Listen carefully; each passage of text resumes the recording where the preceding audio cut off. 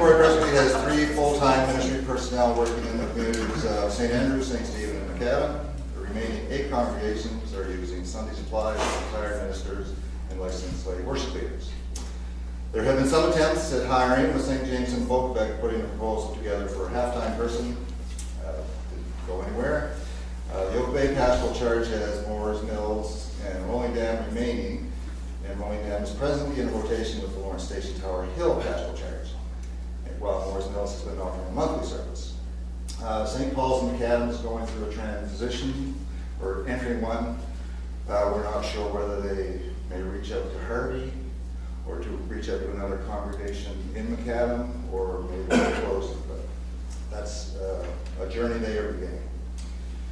We did try to carry on with some of the conference recommendations by looking at possible new configurations. As a presbytery, we formed into 4 committees: purpose, worship, communications, and finance.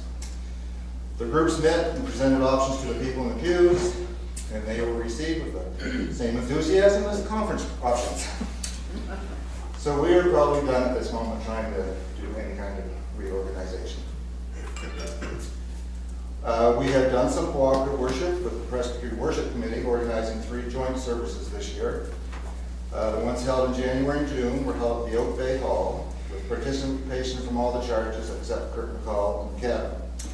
McAdam also led services with Vansboro Methodist Church in Maine, so that made it hard for them to participate. And the hall didn't have capacity to take Kirk McCall people. But we held a service on Worldwide Communion Sunday, and we held it at Kirk McCall, and that involved all the churches. They have another service planned for this coming January. Last December, there was a production called A Classical Kids Christmas, held at Kirk McCall, and that had participation from throughout the presbytery and young, old, all ages. And the proceeds from that were given to the school breakfast and lunch programs in our area. The Purpose Committee recommended pastoral training for lay people, and that is being organized. We have a buyers group, and we continue to put orders into Just Us Coffee at Spearville. The Reverend Bob Johnson organized training for licensed lay worship leaders, and is doing an online study this winter for our participants.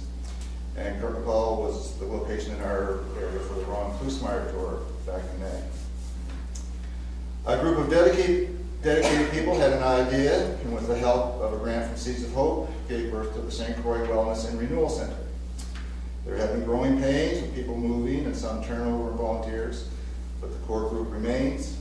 They began operating in the former Oak Bay Manse with the understanding it might be sold, and that is happening. But they are now in discussions with the trustees of Milltown about using their hall, a different kind of atmosphere compared to the manse, but the area could benefit from this. And there have been some personal stories of healing shared which speak to the importance of this ministry. The new person chairing the group, her autistic son died this past year, and it was this was a space she felt great comfort, and so she has agreed to take on that role. Our candidate, Tammy Smyers, finishes her studies next year and hopefully moves on to the next step, and Keith McPherson is in his 2nd year. And we had a visit from Megan at our September meeting in Bocabec, and we realized Bocabec was no Bermuda.